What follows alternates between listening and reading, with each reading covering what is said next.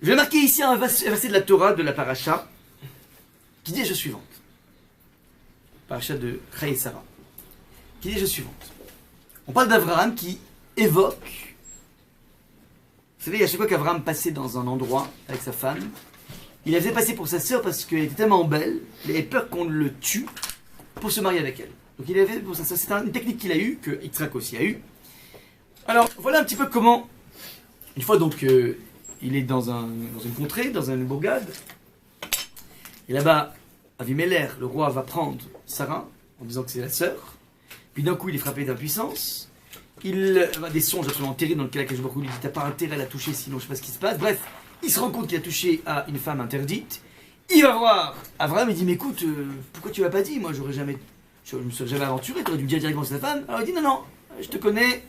Si je t'ai dit que j'étais son mari, tu m'aurais tué, tu l'aurais ravi, bref, j'ai bien fait, bref. » Et il justifie la façon en disant voilà, Vaïka asher itu oti Elokim mi bet avi, Vamar la zechasder asher ta'asi, il m'a dit El kol amakom asher navo shama imrimi achu echiu. Donc il dit la chose suivante, il explique oh, lorsque Dieu me fit errer loin de la maison de mon père, je lui ai dit voici, je lui dis donc, je dis à mon épouse, voici la grâce que tu me feras dans tous les lieux où nous irons, dis que je suis ton frère. C'est donc Abraham qui explique sa stratégie à Avimelech en disant j'étais obligé de faire ça parce que sinon j'allais me faire zigouiller. Maintenant, on va s'intéresser au terme qui est utilisé or lorsque Dieu me fit errer, qui est marqué ici Ka'asher it'u. Ce terme, ce verbe, en hébreu, va faire l'objet d'une divergence d'opinion entre deux grands maîtres que sont Rashi et Onkelos. Onkelos, il y a bien avant Rashi, c'était un neveu du César. C'est lui qui a traduit toute la Torah en araméen. Vous avez dans n'importe quel chumash qui est digne de ce nom, vous avez le texte en hébreu, et vous avez juste à côté, à gauche ou à droite, la traduction en araméen, parce que c'était la façon dont on a nous reçu la Torah, on l'a reçu en hébreu, mais on a traduisé aperto libro directement en araméen, parce que tout le monde ne connaissait pas l'hébreu à l'époque du don de la Torah. Donc Onkelos est venu nous traduire les choses. Maintenant, on va assister maintenant à une différence d'opinion par rapport au terme itu. Je donne d'abord la lecture d'Onkelos. Je vous le lis en araméen et en noir surligné. Ce sont enfin, ce qui n'est pas surligné, on va dire, c'est ce que rajoute Onkelos, c'est-à-dire Va'ava kad ta'o. Donc en araméen, ça veut dire et ce fut, alors que itu en hébreu, alors veut dire d'après l'araméen, enfin d'après Onkelos, excuse-moi, théou, ça veut dire ils sont trompés, ils sont fourvoyés. Donc, et ce fut, tandis que se sont fourvoyés, qui? Il n'y a rien marqué dans le texte. Alors, il rajoute, Onkelos, Amemaya batar uvde yedeon. Donc, se sont fourvoyés les peuples en suivant les œuvres de leurs mains. C'est-à-dire, les peuples passaient leur temps à construire des idoles devant lesquelles ils se prosternaient. Oti, moi, yati, karev Hashem le dachalte mi bet abba. Moi, pendant ce temps, Hashem m'a rapproché de son service en m'extirpant de la maison de mon père. Donc, je répète, la façon dont Onkelos comprend le texte en rajoutant quelque chose qui n'est pas dit mais qui va sans le dire. Je répète. Et ce fut, donc je reprends le verset numéro 13. Vaï et ce fut, Ka'asher lorsque. Et tout, ça veut dire ils sont fourvoyés. Qui ça? Les peuples. Comment ils se fourvoient en général? Ils font la vodazara. Ça c'est eux. Oti, moi. Donc je continue le texte. Otim, pendant ce temps, moi, Elokim Hashem, mi bet avi, m'a extirpé de la maison de mon père. Donc je répète. Tandis que tout le monde se plantait dans le monde, moi, Hashem, m'a extirpé de la maison de mon père. Qu'est-ce que vous entendez dans cette traduction d'Onkelos? Comment dire, Abraham évoque son départ de la maison de son père. Dans la maison de son père, c'était aussi ça. Oui, ça veut dire, alors que tout le monde était englué, littéralement, moi, Hachem m'a extirpé. Donc maintenant, comment, a priori, Abraham évoque son départ? Un sauvetage, merci. Un sauvetage, c'est-à-dire, waouh, tout le monde se plante, et Baruch Hachem, moi, il m'a donné la solution. J'ai réussi. Voilà, 20 sur 20. Dans l'épreuve de l'histoire. Ça, c'est la lecture d'Onkelos. On est bon jusque-là ou pas? Et cette lecture provient de sa traduction it-ou. C'est pas Hachem m'a fait errer, Mais c'est ils se sont fourvoyés. Maintenant faites attention, le itou, qui est le verbe, un verbe a forcément un sujet. Lorsque vous voyez la phrase en français ou en hébreu, or lorsque kacher itou, littéralement, il faut un sujet au verbe itou. Or si vous regardez en hébreu, il n'y a pas de sujet. Vaï kacher itou. Ce fut lorsque, alors, soit c'est sous-entendu, c'est Hachem qui m'a fait errer, c'est-à-dire, c'est lui le sujet de cette plantade, donc il m'a fait errer en me sortant de la maison de mon père, donc ça c'est la lecture qu'on va voir dans Rashi, ou bien je dis que Vaïji Kachedou, ils se sont fourvoyés, c'est qui? C'est pas Hachem, c'est, les peuples. Donc tout va dépendre où est-ce qu'on, où est le sujet, qui est le sujet. Donc je répète, jusqu'à présent la lecture d'Onkelos, c'est de dire que ceux sont plantés, c'est pas moi, c'est les autres. Les autres sont plantés, Hachem, moi, m'a sauvé. Regardez ce que dit le Rashi.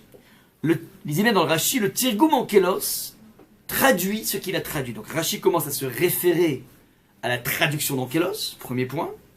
Mais, dit Rashi, on peut l'expliquer d'une autre façon, tout aussi appropriée. Donc il y a le sens de Onkelos, dit Rashi, mais on peut expliquer de façon, lorsqu'on appelle la façon classique, c'est-à-dire, lorsque le Saint béni soit-il m'a fait sortir de la maison de mon père, ça c'est ce qui est marqué dans le texte, Vaï Kacher Itou Oti sur Dieu, Hachem m'a fait errer de la maison de mon père. Et c'est quoi me faire sortir? Sous-entendu, et que je me suis trouvé errant et ballotté d'un lieu à l'autre. Je savais qu'il m'arriverait de passer dans un endroit habité par des scélérats. Voilà pourquoi je lui ai dit à mon épouse, voici la bonté que tu me feras. Ça veut dire que Rashi est en train de nous dire que le sens de Vaï Kacher Itou, et ce fut lorsque, alors, fourvoyer, c'est pas les autres qui se fourvoient, c'est Hachem m'a fourvoyé, m'a fait errer. Vous comprenez? C'est-à-dire, et ce fut alors que Hachem m'a fait errer en me ballottant comme une sorte d'algue, je rajoute, à travers la mer, eh ben, j'étais obligé d'utiliser ce joker qui s'appelle fais-toi passer pour ma sœur. Je vous pose une question. Comment Rashi évoque le départ d'Abraham de sa maison? C'est d'après Rashi, comment Abraham, excuse-moi lui-même, parle de son départ de la maison de son père? Pardon, comme une forcé, un forçage, puisqu'un forçage, une tannée. Ouais, c'est une tannée, finalement, j'ai été arraché, ouais, avec une nostalgie terrible à la maison de mes parents. Ouais. Donc on a devant nous, donc je répète, à partir du même expression itou, une lecture d'Onkelos qui s'appelle alors que ils se sont fourvoyés, moi, ouf, Hachem m'a extirpé de la maison de mon père. Et on a de l'autre côté, c'est Onkelos, et de l'autre côté Rashi, qui dit alors que Hachem m'a fourvoyé, c'est-à-dire m'a fait errer. Ouais. Hachem m'a mis dans la panade en me sortant de la maison de mon père. Donc, Vaï, Kacher Ituoti, Elohim et Betavi. Hachem m'a fait sortir de la maison de mon père. Donc, j'étais dans le cirage le plus total. Eh ben, j'étais obligé d'utiliser une stratégie. Donc, on a ici devant nous ce qu'on appelle une divergence d'opinion. Comment, a priori, Abraham évoque ce départ de la maison de son père? D'après Onkelos, c'est fantastique. D'après Rashi, c'est catastrophique. Qu'est-ce qu'on contredit en fait? Ça s'appelle une divergence d'opinion. Ça ne me gêne pas qu'il y ait à partir d'un texte de la Torah deux façons de lire le texte. On peut avoir un 70 même. Là où ça m'intrigue, et qui doit être une question qui... Est-ce que vous avez une question pour l'instant? Comment Rachid peut dire contre Onkelos alors qu'il est avant lui? Alors ça lui arrive souvent. Mais si tu remarques bien dans la façon avec laquelle Rashi s'exprime, relis Rashi, tu vas voir qu'il y a une question essentielle à poser. Ils disent que c'est la même chose, enfin, c'est tout aussi approprié alors. Alors, c'est mal traduit, il faut dire de façon plus classique. Donc c'est pas pareil. Mais on n'est pas loin, vas-y, il y a une question à poser ici, vas-y. Il y a une question à poser. Il reprend le Targum. Il commence par dire le Targum. Lorsque tu reprends le Targum, c'est-à-dire le Onkelos, en général, s'il n'est pas d'accord, il y a des centaines de fois où il n'est pas d'accord, il dit Onkelos Piresh Acher. Il a expliqué de façon différente. C'est-à-dire, il marque de façon très claire la ligne de démarcation. Il va dire voilà, lui il pense comme ça, mais je suis pas d'accord. Et là, il n'a pas l'air justement d'être relègue, d'être en opposition. Il dit voilà, lui dit ça et moi je dis ça, comme s'il disait deux choses qui vont dans le même sens. Donc il y a une bizarrerie dans la présentation de la thèse de Rashi, c'est que premièrement, il commence à évoquer le tirgoum. Normalement, si t'es pas d'accord, tu devrais le mettre en dernier. C'est-à-dire, tu donnes le sens, et après tu dis, bon, mais le tirgoum a pensé autrement, et je suis pas d'accord avec lui. Ali Cholek. Je suis pas d'accord. Premièrement, la présentation de Rashi de commencer par le tirgoum. Deuxième chose, c'est une expression extrêmement rare dans Rashi. Regardez comment il dit Rashi. Onkelos, tirgem, maché tirgem. Il a traduit ce qu'il a traduit. Tu veux dire quoi il a traduit ce qu'il a traduit? Ah, mais il a pas dit Piresh, il a expliqué. Il a traduit ce qu'il a traduit. Mais évidemment, on dit le tirgoum Onkelos, c'est un traducteur. Donc j'imagine bien qu'il va traduire. Donc c'est une palissade. Il a traduit sa traduction à lui, son interprétation à lui. Ah d'accord, ok, mais ça veut dire, alors, il est son exégèse. Donc Piresh. Le mot, lorsque Rashi de façon générale amène un sens, eh ben c'est en général il dit Piresh, explique, exégèse. Pourquoi là il utilise un terme qui est, pardon? Il avait déjà traduit avant. Alors non, il y a pas eu, on n'a pas un enfin dans l'historique on n'a rien vu de la même façon. Ouais, il fait pas référence à notre traduction de l'autre. Mais on s'y approche. Ce sont les deux questions essentielles à poser dans la méthodologie de Rashi, la façon dont il amène. Donc encore une fois, il aurait dit voilà, ok là c'est planté, ou bien je suis pas d'accord avec lui. Ok, alors on a le droit dans la vie, en deux mots. Enfin, si on rentre vraiment dans le texte, on se rend compte que par exemple, itu c'est le verbe. Maintenant, itu c'est un pluriel dans le verbe. Maintenant, d'après Rashi, il y a une difficulté, c'est qu'en fait, celui qui a fait errer Avram, c'est Hachem, d'après Rashi. Ouais. Alors que Hachem, mais Hachem c'est un singulier, c'est pas un pluriel. Alors peut-être que c'est Elohim. Donc Elohim, mais même quand on dit Elohim m'a fait errer, on conjugue au singulier, pas au pluriel. Donc itu c'est un problème, il y a un problème dans Rashi. De dire que le verbe itu, ouais, qui est marqué au pluriel, le sujet ce serait Elohim. Il y a un problème. De l'autre côté, donc c'est les problèmes chez Rashi. Le problème chez Onkelos au niveau de la grammaire pure et dure, c'est qu'en fait, Onkelos il est obligé de rajouter une tartine, ça veut dire.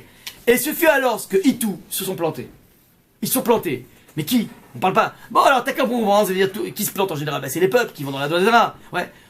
Ouais, donc tu fermes la parenthèse. Oti, moi, Elohim mi bet avi. C'est un petit peu un langage de Morse.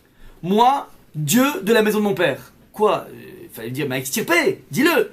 Pourquoi tu ne mets pas un verbe? Il manque un verbe ici. Ça veut dire que, comprenez que chacun des sens, aussi bien Rashi qu'Onkelos, a sa bancalité. Oui, il n'y a rien qui est. C'est pour ça en fait la Torah s'exprime de façon bancale, justement pour laisser, cette multiplicité de sens possibles qui sont tous vrais. Bon. Je comprends pas ce qui est bancal chez Onkelos. Bah, c'est-à-dire, il rajoute plein de choses. Il n'y a que du non-dit. Regarde ce qui est non-dit, regarde. Dans Rashi, c'est plus fluide, ça veut dire. Dans Rashi, regarde, quand je dis Rashi, ça veut dire. Et ce fut lorsque Itu, bon, Hachem, m'a fait errer. Qui? Donc, a fait errer qui? Moi, Oti, moi. Elohim, Ibetavi. Hachem, de la maison de mon père. Donc Hachem m'a fait errer de la maison de mon père. On a tout dit là. D'accord? Ça c'est Rashi. Maintenant, lui d'après mon cas, il faut dire comme ça. Et ce fut lorsque Itu se sont fourvoyés qui? Les peuples en construisant des idoles. Mais c'est pas marqué dans le texte. Mais tu sous-entendu. Ouais. Point virgule. Moi, Oti, moi, Elohim et Batavi. Hachem de la maison de mon père. C'est-à-dire, Hachem, sous-entendu, m'a sauvé de la maison de mon père. Waouh, c'est du Morse quoi. Faut travailler à la CIA pour découvrir un truc pareil, quoi. C'est pas possible. Ouais, c'est un petit peu. Comment dire, il y a un économisateur de mots ici. C'est incompréhensible. T'imagines tu parles de quelqu'un dans la rue, tu dis. Et ce fut lorsqu'ils se sont fourvoyés. Moi, le bon Dieu, maison de mon père. Enfin, 2 secondes, tu peux faire des phrases, un complément, une phrase, un COD, je sais pas, je capte pas. Ouais, c'est un petit peu trop du Morse. Donc, ce que je dis pas là, c'est que Rashi, Onkelos, chacun il a son problème. Chacun il est bon. Maintenant, donc ce qu'on appelle une différence d'opinion, c'est pas grave ça. On a le droit de faire les Rishonim s'occupent de ça. Te montre que le texte est plus complexe que ce que tu crois. Mon souci, c'est la façon dont Rashi présente les choses. Alors, regardez. La réponse à cette question est donnée par le Rav Shapira. Rav Shapira, c'est l'inventeur génial du XXe siècle.